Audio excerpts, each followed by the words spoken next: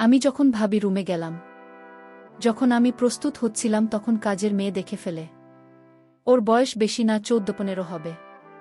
তারপর কাজের মেয়ে বলল, আমি সাহেব বাড়িতে আসলে সব বলে দেব। আমি বললাম, তুই কি চাস তোকে সব দিব, তারপরও তুই আমাদের গোপন কথা বলবি না? কাজের মেয়ে তখন বলল, আমি চাই আমার সাথে এক রাত বাকি গল্পটা শোনাচ্ছি। আমি 22 বছরের যুবক, একটা ওষুধ কোম্পানিতে মেডিকেল রিপ্রেজেন্টেটিভের চাকরি করতাম। চাকরির কারণে আমাকে সবসময় ডাক্তারদের ভিজিট করতে হতো। একদিন বড় শহরের এক নামকরা হার্টের ডাক্তারের চেম্বারে গেলাম তাকে ভিজিট করতে। ডাক্তার এক রোগীকে দেখতে ছিল। আমি সেখানে বসে অপেক্ষা করতে লাগলাম। আমি বসে ডাক্তারের সহযোগীর সাথে গল্প করতে লাগলাম। তখন প্রায় রাত 9টা বাজে। এমন সময় এক সুন্দরী মহিলার সাথে একটা 16 বছরের মেয়েকে নিয়ে ঢুকতে দেখতে পেলাম। পরে জানতে পারলাম মেয়েটি মহিলার কাজের মেয়ে। মহিলার বয়স 25 হবে। দেখতে অনেক লম্বা আর অনেক সুন্দরী, যে কোনো ছেলে দেখে তার প্রতি দুর্বল হয়ে পড়বে। আমি তার দিকে চেয়ে রইলাম। সে একটা হাতকাটা চিকেন কাপড়ের জামা পরেছে। মহিলা আমার দিকে তাকিয়ে মুচকি হেসে বলল, আমি ডাক্তার দেখাবো। আমি ডাক্তারের অ্যাপয়েন্টমেন্ট চাই। ডাক্তারের সহযোগী ফাইল চেক করে বল, আপনাকে 3 দিন পরে আসতে হবে। এর আগে সম্ভব না। মহিলা বলল, না ভাই প্লিজ, আমাকে কালকে ব্যবস্থা করে দিন। কিন্তু সহযোগী বলছে, না ম্যাডাম, কালকে কোনোভাবে সম্ভব না। এবার মহিলা কাউন্টারের সামনে এসে একটু ঝুঁকে আমার দিকে তাকিয়ে কেমন একটা হাসি দিয়ে বলল, আপনি একটু চেষ্টা করে দেখেন না? আমি তার দিকে চেয়ে রইলাম। আমি ভাবলাম এর সাথে খাতির হলে মনে হয় কিছু লাভ হবে। আমি বললাম, আপনি একটু বসেন, ডাক্তার ফ্রি হলে আমি আলাপ করে দেখছি। কিছুক্ষণ পর ডাক্তার ফ্রি হলে আমি তার রুমে গিয়ে বললাম, আমার এক পরিচিত রোগী আছে, আপনাকে কাল একটু সময় দিতে হবে। যেহেতু ডাক্তারদের আমরা অনেক সুযোগ সুবিধা নেই, তাই সে তার সহযোগীকে থেকে সব চেক করে আমাকে বলল, কালকে সকাল 10টায় আমি সময় দিতে পারব। আমি এসে মহিলাকে বললাম সকাল 10টায় সে আসতে পারবে কিনা। সে রাজি হলো এবং আমাকে অনেক ধন্যবাদ দিল। আমিও তার সাথে চেম্বার থেকে বের হয়ে এলাম। তাকে বললাম, ডাক্তার সাহেবকে বলেছি আপনি আমার পরিচিত, তাই সে রাজি হয়েছে। সে বলল, তাহলে কালকে আমার জন্য আপনাকে আবার আসতে হবে। আমি বললাম, এতে কোনো সমস্যা নেই। আপনার মতো সুন্দরী মহিলাকে সাহায্য করতে পেরে ভাল লাগছে। তার চেহারায় একটা হাসি দেখলাম। আমি বললাম, আমার নাম হামিদ। সে বলতো, নাম রুবিনা। সে বিবাহিত, তার স্বামী সিঙ্গাপুর থাকে। সেও 15 দিনের ভিতর সেখানে চলে যাবে, সবকিছু রেডি হয়ে গেছে।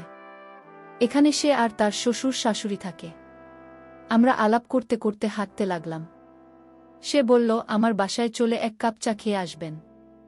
আমি বললাম, আর একদিন যাব, কিন্তু রুবিনা অনেক অনুরোধ করি। এরপর আমি রাজি হলাম। তারা দুজন একটা রিকশায় উঠল। আমি আমার হোন্ডা নিয়ে তাদের পিছু পিছু গেলাম। তাদের বাসায় যে তার শ্বশুর শাশুড়ির সাথে আমার আলাপ করিয়ে দিন। তারা আমাকে অনেক ধন্যবাদ দিল তাদের বুকে সাহায্য করার জন্য। এরপর আমাকে যা দিল, আমি চা খেয়ে বিদায় নেওয়ার জন্য রেডি হলাম। তখন রুবিনা বলল, হামিদ, যদি কিছু মনে না করেন একটা অনুরোধ করব। আমি বললাম, আমাকে আপনি না বললে তুমি করে বলবেন। আমি বয়সে আপনার ছোট হব, আর আপনি কিছু মনে না করলে আপনাকে ভাবি বলে থাকতে পারি। রুবিনা রাজি হল। এরপর বল, হামিদ, কালকে আমার শ্বশুর শাশুড়ি আমার ননদের বাড়ি যাবে, তাই কাজের মেয়েটা বাসায় রেখে আমাকে যেতে হবে। তোমার যদি কোনো অসুবিধা না হয় তবে আমাকে সকালে এসে ডাক্তারের কাছে নিয়ে যাবে। আমি মনে মনে অনেক খুশি হলাম। আমি বললাম, ঠিক আছে, আমি সকাল 10টার সময় চলে আসবে।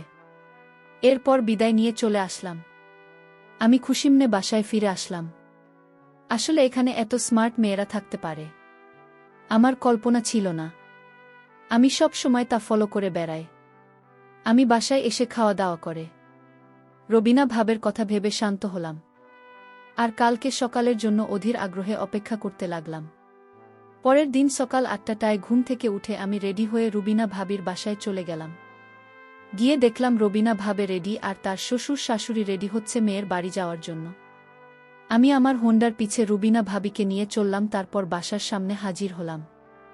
আমি একটু লজ্জা পেলাম, জানি না রুবিনা ভাবে কি ভাবছে আমার সম্পর্কে। আমার কেন জানি মনে হল রুবিনা ভাবে ইচ্ছাকৃতভাবে আমার মোটরসাইকেলে উঠছে। এভাবে চলতে চলতে প্রায় আধা ঘন্টা লেগেছিল। ডাক্তার সাহেব তখনও আসে নাই, তাই ভাবেই ওয়েটিং রুমে বসে অপেক্ষা করতে লাগল। আমিও ভাবির সাথে একটু দূরে বসে গল্প করতে লাগলাম। আমি বারবার ভাবি দিকে তাকাচ্ছিলাম। ভাবি ব্যাপারটা বুঝে মুচকি মুচকি হাসতে লাগল। কিছুক্ষণ পর ডাক্তার সাহেব এসে ভাবিকে দেখুন। ডাক্তারের কাজ শেষ হলে আমি আবার ভাবি কেহ নাই ছড়িয়ে বাসায় নিয়ে গেলাম। বাসার কাছাকাছি আসতেই রুবিনা ভাবি আমার হোন্ডা থেকে নেমে পড়ল। বাসায় এসে দেখলাম তার শ্বশুর শাশুড়ি চলে গেছে। কাজের মেয়ে একা বাসায়। ভাবি আমাকে বসতে বলে কাজের মেয়েকে নিয়ে ভিতরে গেল। একটু পর ভাবি বলল, আমার ল্যাপটপ কালকে রাতে হঠাৎ হয়ে আছে, তুমি কি দেখবে? কি সমস্যা? আমি বললাম ঠিক আছে। ভাবি কোথায় নিয়ে আসেন? রবিনা ভাবে বলল, আমার বেডরুমে আছে, তুমি আসবে? আমাকে বেডরুমে নিয়ে তার ল্যাপটপ দিয়ে বলল, তুমি দেখ, আমি একটু কাজ করে আসছি। কাজের মেয়েকে বল আমাকে চা দিতে। আমি ল্যাপটপ নিয়ে স্ক্যান করে ভাইরাস মুক্ত করে দিলাম। তারপরই স্টার্ট করে দেখলাম ঠিকমতো কাজ করছে। আমি তখনও ল্যাপটপ নিয়ে ঘাটাঘাটি করছি। প্রায় 10 মিনিট পর রুবিনা ভাবি আসল। আমি তার দিকে তাকিয়ে অবাক হয়ে গেলাম। তারপর রুবিনা ভাবে আসলো। আমি হাঁ করে তাকে দেখতে লাগলাম। ভাবে বলল, এমন করে কি দেখছ? সে বলল, আমি তোমার মাঝে এমন কিছু দেখছি যা আমি আগে কখনো দেখিনি। ভাবি আমার অবস্থা বুঝে হাসতে লাগল। একটু পর কাজের মেয়ে আমাদের চা দিয়ে গেল। আমরা চা খেতে খেতে গল্প করলাম। রুবিনা ভাবি অনবরত হাসতে লাগল। আমি ল্যাপটপ ঠিক করে ভাবিকে দেখানোর জন্য একটা মুভি চালু করলাম। আর সাথে সাথে একটা বাজে ছবি চালু হলো।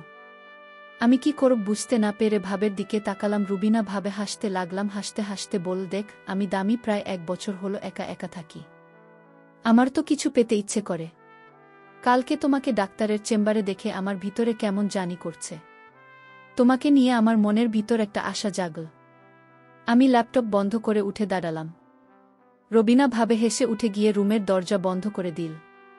রবিনা ভাবি দরজা বন্ধ করে আমার সামনে আসলো। এমন সময় হঠাৎ করেই দরজার বাহিরে থেকে 16 বছরের কাজের মেয়েটা নখ দিয়ে ডাক দিল। আমি মনে মনে বললাম, আসার আর সময়। রুবিনা ভাবিকে কাজের মেয়ে বলল, আপনি ওনাকে নিয়ে এখানে কি করছেন?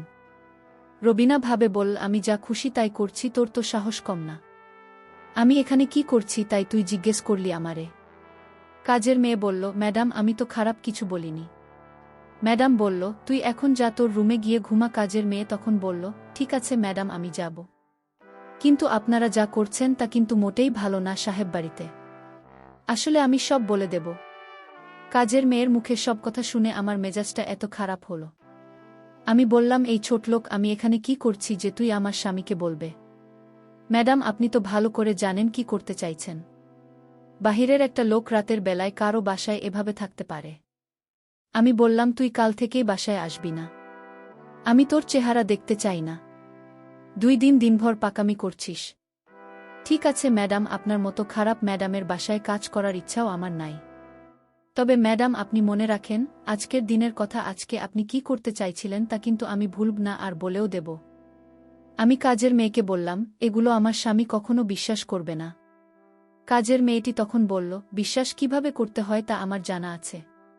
কাজের মেয়েটি তখন বলল, আমার মোবাইলের সব রেকর্ড করা আছে। একটা অচেনা ছেলে আপনার রুমের ভিতর কি করে সেটা আজ বাচ্চা ছেলেও বুঝবে। কাজের মেয়েটা এত পাকা পাকা কথা জানে আমি জানতাম না। আর তাছাড়া তার মাথায় প্রচণ্ড বুদ্ধি আছে। আমি এখন কি করব বুঝতেছি না।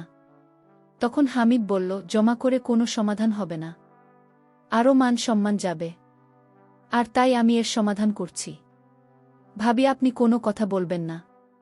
আমি কাজের মেয়েটিকে জিজ্ঞেস করলাম, আচ্ছা তুমি কি চাও এর বিনিময়ে? কাজের মেয়েটি বলল, আমি কিছু চাই না। আমার টাকা পয়সার কোনো লোভ নেই। আচ্ছা তাহলে কি করলে তোমার মুখটা বন্ধ রাখবে? আমাদের কথা কাউকে বলবেন না।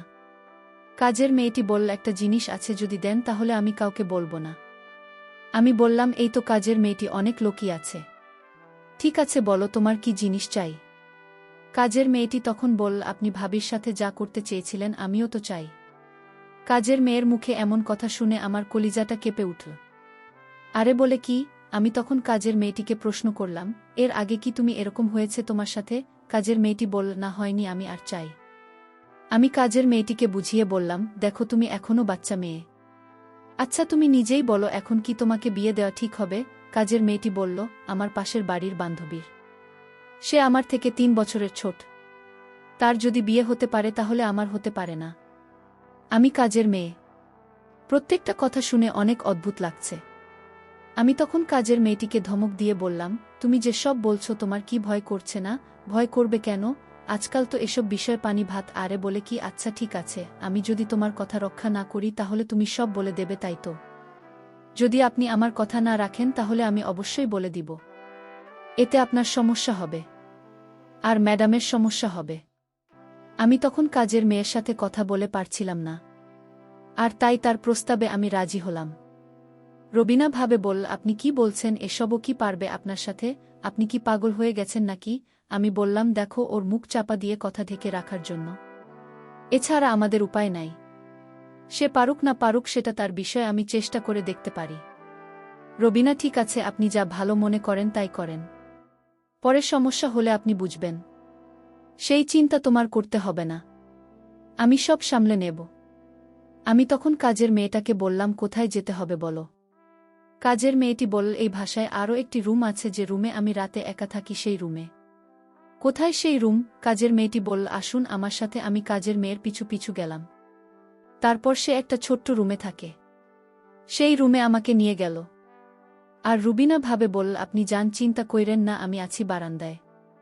আমি রুবিনা ভাবিকে বললাম, ঠিক আছে, আপনি বারান্দায় থাকেন। তারপর কাজের মেয়ের রুমে ঢুকলাম। কাজের মেয়ে বলল, আপনি অনেক সুন্দর দেখতে। আমি বললাম, তাই? কাজের মেয়েটি তখন দরজাটা লক করে দিল। আমি হামিদকে বললাম, দেখুন, আমি দরজাটা লক করে ঠিক করেনি। সে বলল, উত্তম কাজ করেছে। কাজের মেয়েটি তখন বলল, আপনার সাথে হওয়ার আগে আপনি আমার হাতের তৈরি করা চা খাবেন না?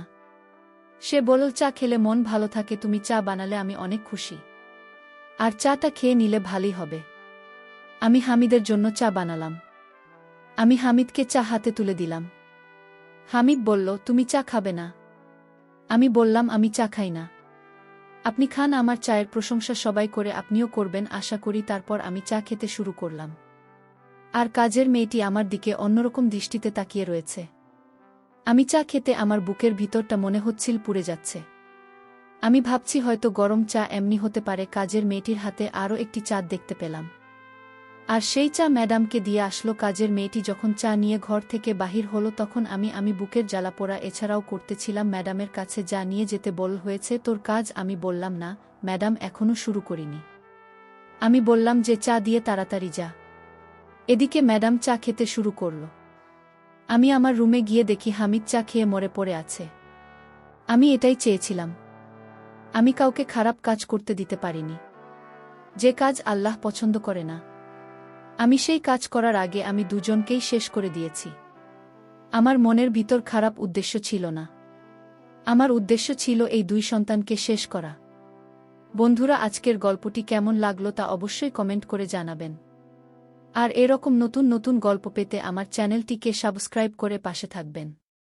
ধন্যবাদ। প্রিয় বন্ধুরা, গল্পটি ভালো লাগলে অবশ্যই কমেন্ট করে জানাবেন। আর নিয়মিত এমন আলাদা স্বাদের গল্প শুনতে ভিডিওটিতে লাইক এবং চ্যানেলটিকে সাবস্ক্রাইব করে সাথেই থাকুন। আর হ্যাঁ, নোটিফিকেশন বেলটি অল করে রাখবেন, যাতে পরবর্তী গল্প সবার প্রথমে আপনাদের কাছে পৌঁছে যায়। ধন্যবাদ বন্ধুরা, ধন্যবাদ সবাই।